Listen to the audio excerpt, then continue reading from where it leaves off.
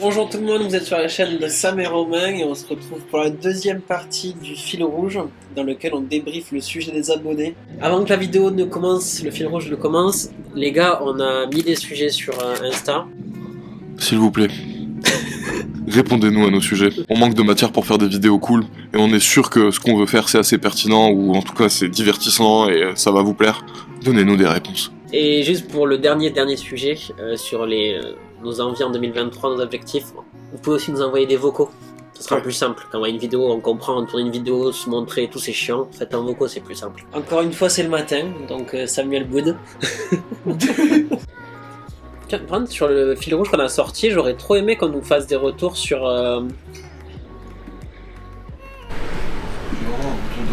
Pour rappeler un peu l'idée, c'est on vous a demandé des idées de sujets, vous nous avez répondu en masse pour le coup, et du coup on débrief. Allez, anecdote de date drôle ou inviter des abonnés pour en rencontrer.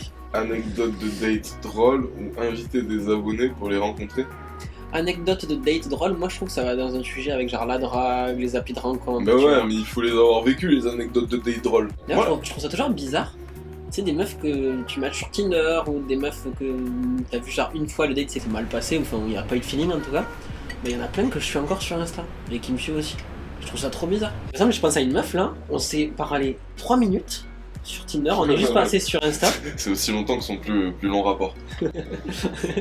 Donc on s'est parlé genre, je sais pas, une journée sur Tinder, on s'est ajouté sur Insta et il n'y a pas eu de suite en fait. Et pourtant, elle like mes photos, je like ses photos, mais c'était il y a genre 3 ans. Je pourrais peut-être leur dire ça, parce que je crois que vraiment au moment où on est en train de parler, je suis en train de faire comme Aspiration ou à baptême. Bon bref, ça je sais pas trop. La peur de l'inconnu.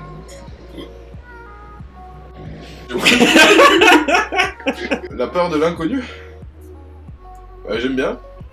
En fait, je vois pas trop ce qu'on pourrait dire dessus. Sur la peur de l'inconnu.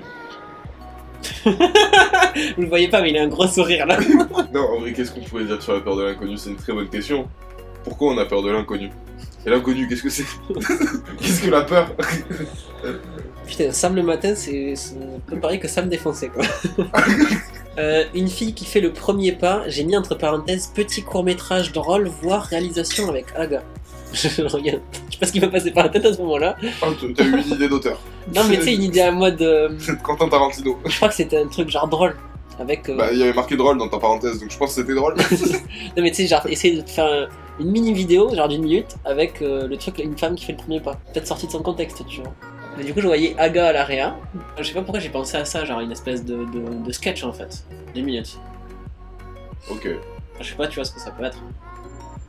Sur la meuf qui fait le premier pas? Ouais. Parce que genre je pensais à un truc, tu sais, tu vois, on parlait des anecdotes date. Je sais qu'à un moment je me suis retrouvé en date avec une meuf qui était vraiment jolie en plus. Je me rappelle, il faisait taquet chaud à Toulouse, il faisait genre 39 degrés. Je transpirais à la mort et je me souviens, on est en train de rejoindre la Prima et je me rappelle, elle met la main dans mon dos. Tu sais, genre on parlait pas trop ou quoi, et juste à un moment elle met comme ça. Et puis moi je fais rien en fait parce que je comprends pas ce qui se passe. Non mais sur le moment je me dis mais bah genre la soirée a pas encore beaucoup avancé, pourquoi tu mets déjà ta main dans mon dos, tu vois? Et moi je fais rien sur le moment et elle retire sa main. Après franchement je pense que je comprends, je devais être mouillé ce jour-là. Non mais il faisait 40 degrés mon pote, il faisait 40 degrés, Non mais oui mais... On était le soir, enfin je veux dire, il y avait rien pour échapper. Et j'ai fini tellement bourré que j'avais plus à parler. Vivre seul en tant qu'adulte. Est-ce qu'on est vraiment adulte? Est-ce qu'on vit vraiment seul? C'est vrai que je vis solo, c'est vrai que j'aime être seul, c'est vrai que tout ça est tombé à la main, mais c'est un peu ce qu'on avait développé dans être seul, tu vois, c'était se sentir seul, être isolé, la solitude. Et genre, moi je me sens pas seul, tu vois, donc du coup est-ce que je vis seul? Ouais. Est-ce que je vis avec un grand V seul? Non. Je sais qu'il y a mes parents pas loin, il y a mes potes, il y a ma soeur, il y a toujours des gens que je peux appeler, il y a toujours des gens avec qui je peux faire une connexion. Non, il y a des moments, même en les appelant, tu te sens seul, tu vois, et dans ces cas-là, tu sais que t'as peut-être une réflexion à avoir avec toi-même, mais il y a plein d'autres moments où tu te sens seul, tu les appelles, ça va mieux. Les red flags éliminatoires. Moi j'aime pas les brunes. Ouais, j'en ai mangé tellement des red flags dans la gueule que je sais même pas ce que c'est. Ça veut dire quoi, un red flag? Ça veut dire en mode dès que tu vois ça chez la personne, c'est éliminé quoi. À part le racisme ou ce genre de choses, franchement je sais pas, ou peut-être des problèmes d'hygiène ou d'odeur, mais ça c'est pas... En fait voilà, le truc c'est que à part raconter nos red flags, je trouve pas ça intéressant. Ouais, parce que c'est pas forcément des red flags pour tout le monde quoi. Moi je vais dire les poils à la limite, et encore c'est même pas un red flag, miskin, c'est juste pas épilé, mais j'aime pas ça. C'est pas un red flag en soi, parce qu'elle a juste à faire un coup de rasoir et c'est terminé. Par contre une meuf qui me dit non, je m'en bats les couilles, vive la liberté, vive la nature, je laisse pousser mes poils sous les bras, bah je vais lui dire grand bien te fasse. Je vais avoir aucun problème à passer une soirée avec elle, à discuter avec elle, à me marrer avec elle. Par contre, au moment où il faut se retrouver à poil, je vais pas être bien. Le besoin de challenge dans la vie. On est dans une vidéo challenge pour ça. T'as besoin de challenge, toi, dans ta vie? Ça me fait penser au truc que j'ai dit hier, hein. Genre je marche beaucoup à l'objectif moi. Là, je me dis dans tant de temps il y a ça, dans tant de temps il faut que ça soit comme ça, et c'est un peu comme ça que je fonctionne. Donc moi je m'y retrouve après faire une vidéo entière dessus, je pense que ça va être un peu vide. Je pense pareil que toi, et en plus, au final, dans ton explication, ça me fait penser à ce que j'ai dit un peu hier, moi ce que j'aimais c'était la compétition, donc du coup est-ce que ça rentre dans le challenge, je sais pas trop. Tu vois, ou alors un challenge, ça pourrait être intéressant, un jour je pense, dans un truc de fou à faire. Genre moi tu vois, le marathon des sables, carrément tu vois. Le quoi? Le marathon des sables. Le marathon des sables? Ouais. Genre faut aller courir dans le sable? Tu fais 5 marathons, 5 jours d'affilée dans le désert.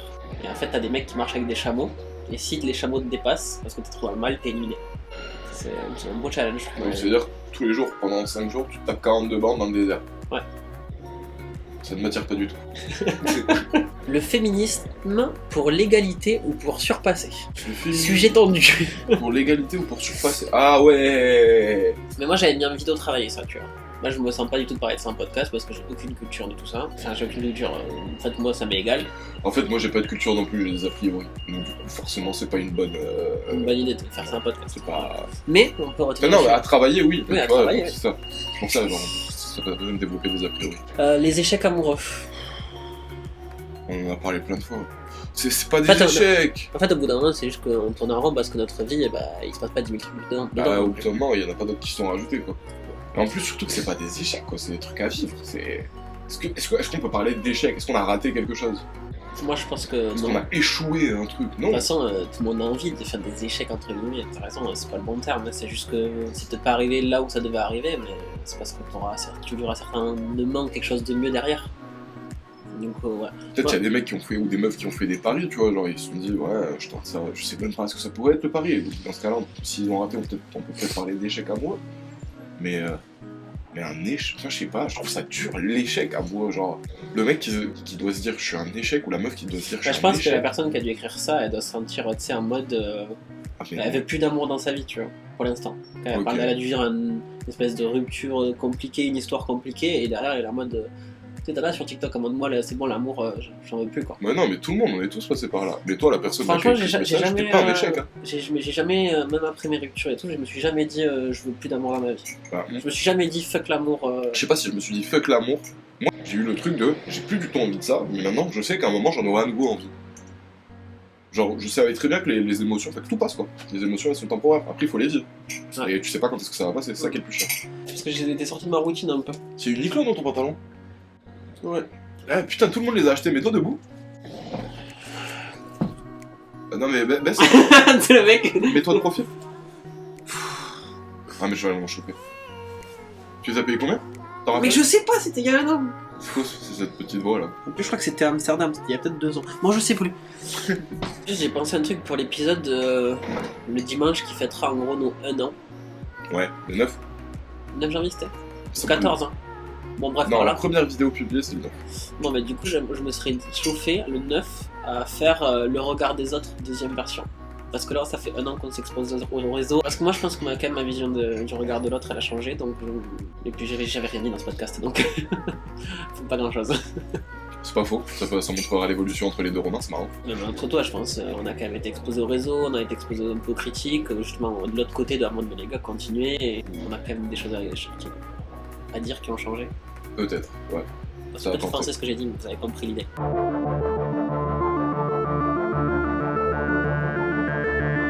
Donc, la maturité.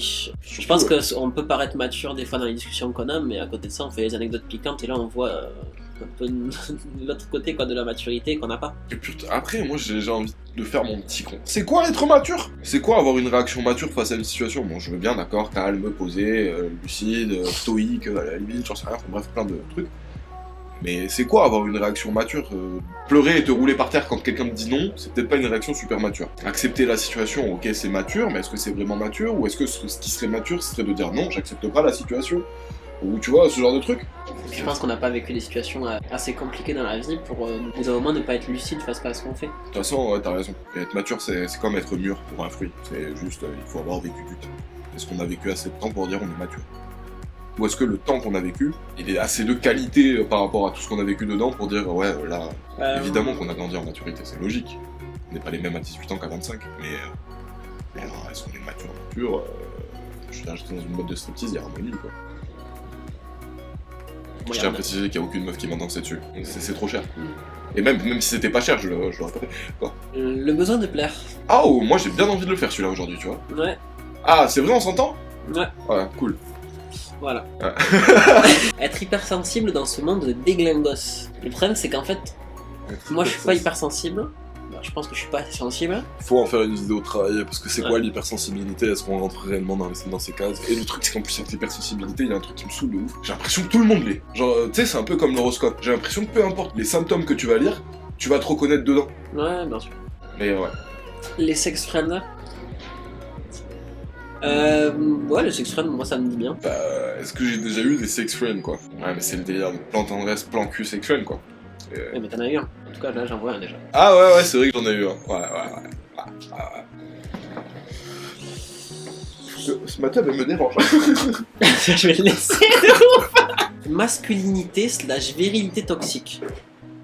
En fait, moi, c'est un peu comme le féminisme pour l'égalité ou pour surpasser. Je trouve que dans la manière dont il vient de tourner, tu sens une espèce de haine derrière, tu vois. La masculinité toxique. Alors, je vois très bien ce que la personne veut dire. Mais je trouve que c'est déjà biaisé quand elle nous propose le sujet. Mais moi, ce que ça m'a fait penser, c'est un jour j'ai eu une discussion avec la meuf d'un pote sur la pilule et le fait que, tu sais, ça leur défonce leurs hormones. De prendre la pilule aux hormones. Enfin, après, je dis ça avec mes faibles connaissances en la matière. Je sais pas, t'es en couple avec quelqu'un depuis longtemps qui prend la pilule, elle te dit je veux plus prendre la pilule, et du coup, t'es un peu obligé de repartir aux capotes. Il y a d'autres moyens de contraception, mais en tout cas, moi je trouve que du coup ça serait celui-ci que je choisirais. Est-ce que du coup le mec qui dit bah non, moi je veux pas parce que mon plaisir, tout ça, est-ce que ça c'est de la masculinité toxique? Enfin, moi quand j'ai lu ça. La mort! Du coup, ça fait quand même un moment là je baise avec des capotes, tout le temps. C'est chiant, on va pas se mentir. Moi, le seul truc que je trouve chiant, je suis désolé avec les capotes, parce que genre. Après, comme tu dis, t'as pas beaucoup baisé avec des capotes. C'est ça, mais Parce le que seul. gros, Sans capote, tu veux dire. sans capote, pardon. Pour moi, baiser avec une capote, le seul truc qui est chiant en fait, c'est de devoir la mettre. Je trouve que ça nique le moment. Après, c'est pas du tout les mêmes sensations, c'est 100 fois mieux, mec. Oui, bah après, c'est logique, hein, mais bon. Mais du coup, quand t'as connu la relation avec ta copine depuis longtemps, mais je vois ce truc de masculinité toxique derrière, tu vois. Moi, ça m'a fait penser à ça en fait. En fait, moi, j'ai pas aimé le terme de ce que t'as dit, mon plaisir. Là, c'est pas une question de mon plaisir ou de son plaisir, c'est une question de. Elle est pas bien avec elle-même par rapport aux produits qu'elle prend. On va pas continuer à lui faire prendre des produits dégueulasses juste parce que toi, tu préfères. Enfin, moi, je sais que du coup, je repartirais sur des. Enfin, en tout cas, des capotes, le temps de trouver autre chose, tu vois, un truc. Le temps qu'un truc qui convienne à tous les deux. Mais du coup, j'ai eu cette discussion avec cette fille qui est du coup à peu près à mon âge. Et j'ai eu cette discussion avec mes collègues de taf qui sont plus âgés, tu vois. Tu sentais que du coup, pour elle, c'était intégré en fait, et qu'il y avait. C'était là, ouais, ça nous nique le corps, mais moi, c'est pas grave, tu vois. Tu vois ce décalage entre quelqu'un qui a 35 et quelqu'un qui a 23 dans l'appréhension de soi-même, j'ai eu cette impression-là. Puis il y a aussi peut-être quelqu'un qui est né il y a 15 ans et quelqu'un qui est né 15 ans plus tard. Et c'est peut-être pas la même éducation. Ah, mais bien sûr. Et à l'inverse, tu vois, je me dis, s'il y avait une meuf qui me disait, genre, désolé, moi je baisse plus avec toi si tu. Je sais pas moi. J'ai une situation inverse où une meuf elle te dirait, moi ça c'est plus pour mon plaisir que je veux le faire alors que moi je kiffe pas ou un truc comme ça. Une meuf qui me dirait je baisse plus avec toi si je te fous plus de doigts dans le cul. Si j'aime pas les doigts dans le cul, ouais, bien sûr. Je trouve ça toxique, tu vois.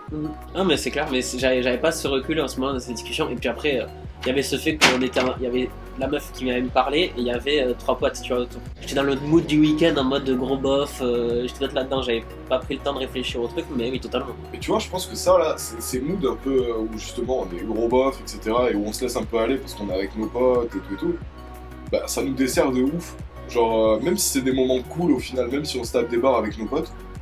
Un jour, j'avais eu ce débat avec un pote à moi et j'y réfléchis beaucoup depuis il y a quelques temps. En fait, je lui parlais d'un truc, je sais plus ce que c'était. Bref, il a donné son avis sur ça. Moi, je lui avais pas demandé son avis. Et son avis, il était négatif. Et je lui ai dit, mais gros, je t'ai pas demandé ton avis. Et lui, il m'avait dit, mais mec, tu m'en parles. Genre, alors moi, je devrais juste t'écouter et ne rien dire. Et je m'étais dit, putain, mais ça fait chier quand même que. Genre, les seules choses qu'on a envie de dire, c'est d'émettre des jugements. Je pense qu'on peut parler réellement sans émettre un jugement. Qu'on peut poser des questions, s'intéresser à la chose, dire à la limite, si la personne te demande est-ce que t'aurais fait pareil, tu dis non, mais maintenant c'est ta décision. T'as souvent ce truc de... Tu relis ce que la personne est en train de te dire à ce que toi t'as vécu et du coup t'as envie de lui donner ton avis. Et forcément t'as plus tendance à dire bah moi ça a été la merde pour moi ou ça a été nul pour moi donc pour toi ça sera la même chose que de dire bah moi ça a été nul mais peut-être que pour toi ça sera bien. Tu vois. Ouais, mais tu vois, moi, souvent, j'essaie de faire l'effort de dire justement, bah écoute, moi j'ai vécu ça, maintenant, ça veut pas dire que tu vivras la même chose. Ah non mais après parce que toi encore une fois je trouve que t'es quand même quelqu'un de réfléchi et je pense que la plupart des gens ne le sont pas du tout. Du coup ça donne des conversations comme ça. Mais t'as clairement raison, je pense que ça ferait un bien fou. Mais moi ça me fait penser à un autre truc, c'est que des fois dans les discussions que j'ai avec des gens autour de moi, j'ai l'impression que les gens ils s'intéressent pas vraiment à ce que tu racontes. Ils relient tout le temps ce que t'es en train de dire à un truc qu'ils ont vécu. Et des fois j'ai le sentiment de le faire ça. Moi je le fais, mais ouais. je le moi remarque je. et je le fais moins du coup. Le moi-je. Tu sais, genre tu dis, ah ben moi j'ai fait ça ce week-end, ça va être, ah ouais putain, nous on l'a déjà fait, on avait fait ça aussi, et c'était incroyable, et tu vois, c'était un échange de sourds en fait. Mais tu sais que je pense que c'est parce qu'on n'a pas développé nos skills de vocabulaire ou genre notre skills de conversation pour essayer de dire autre chose que moi-je. Mais normalement, on est censé le faire. Il y a un terme dans une société où on est quand même hyper focus sur nous-mêmes, je trouve. Enfin, en tout cas, moi je sais que je suis Très monocentré. hyper centré sur moi-même et j'ai le paquet de mal à me décentrer sur les autres choses. La dépendance affective, alors moi ça me parle parce que je pense que je l'ai vécu et ça a fait découler des choses dans mon comportement avec d'autres personnes qui ont été horribles. La dépendance affective. Ouais, bon, on est tous sous victimes. C'est quoi la réussite pour la société aujourd'hui et pour nous? Moi, j'avais rien marqué, enfin on m'avait pas marqué. Ce que j'aime bien, c'est que je pense que la vision de la réussite des gens qui ont 40 ans et la nôtre, elle est totalement différente. Pas en mode avoir une famille et tout, c'est plutôt en mode accepter ce taf qui nous plaît pas pendant des années. C'est plutôt dans ce sens-là, moi. Je sais pas. Il y a des trucs actuels qui me font me dire peut-être t'as raison, tu vois. Genre, ouais. Et il y en a d'autres, des fois, je me dis, est-ce que c'est pas juste le fait qu'on n'ait pas nos âges, leur âge, pardon, et les responsabilités qu'ils ont. Tu sais, genre, j'ai l'impression que tous les grands-parents, genre en vieillissant, tu vois, en devenant des grands-parents, ils deviennent un peu tous les mêmes.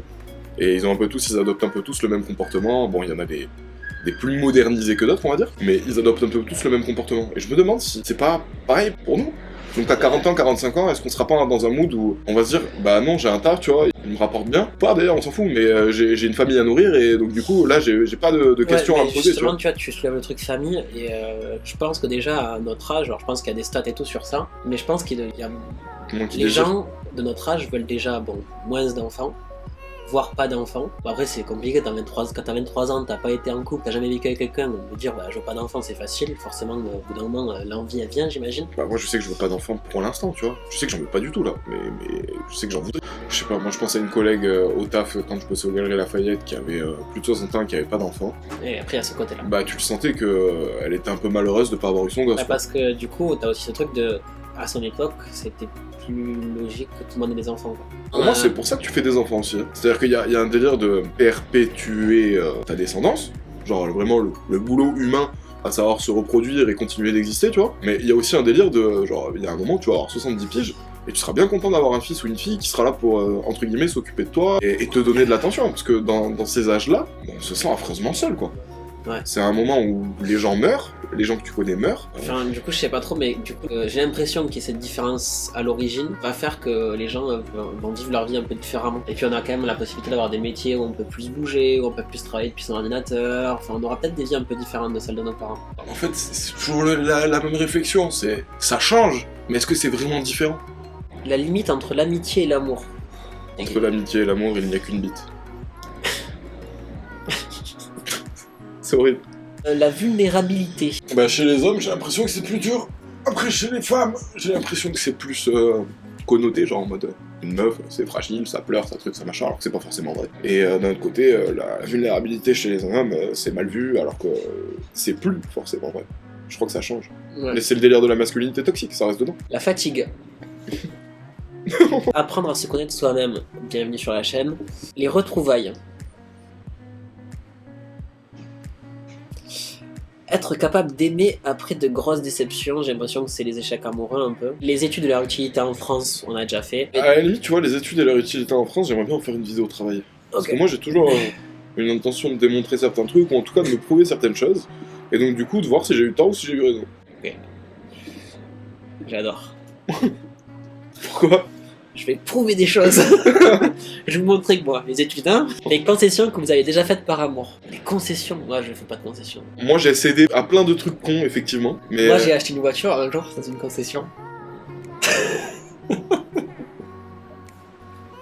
Pardon, t'as cédé plein de trucs du coup. Pas des voitures. Non, non, mais je voulais faire un jeu de mots avec concession, mais genre, j'ai cédé à des trucs cons, tu vois, mais la voiture achetée dans une concession, c'est exceptionnel. Et bah, je peux pas battre ça. Parce que je sais que dans concession, il y a ce délire de genre, bon, t'acceptes peut-être un appart plus petit ou un mur rose quand vous emménagez ensemble, ou d'accepter que ta meuf, elle te parle pas la journée parce que Putain, tant plus, je vous suis êtes au sûr que travail. tu voudras participer à la déco de ton appart. Il est fort. Enfin, si ça fait vraiment kiffer ma meuf, en fait, c'est pas que je vais participer, c'est je vais dire, écoute, fais-moi un plan, moi je te dis ce que j'aime pas. Après, j'ai des envies aussi, par exemple, je sais comment je voudrais que soit ma douche, ce genre de choses, tu vois, moi aussi je prévois des trucs. Et donc, du coup, il faudra faire des concessions. Bref, on a fait tous les sujets. Ouais. Dites-nous ce que vous avez pensé des sujets qui ont été proposés aussi pour qu'on ait votre avis et nous dire ok, les vidéos de travail ça peut être intéressant. Ce sujet-là, moi, il me parle parce que blablabla. Enfin, écrivez pas blablabla, vous avez compris. Et puis voilà, donc je pense que c'était le deuxième épisode de l'épisode 2 des fils rouges. C'est la fin. Et nous, on part sur un tournage de podcast. Et on a choisi d'ailleurs, c'est quoi? C'était pas... c'était Blair. Bien joué. Voilà. Bon, en tout cas, c'était ça, mes Romains. On se retrouve. Pour une autre vidéo à un autre moment. Exactement. Ciao. Bisous.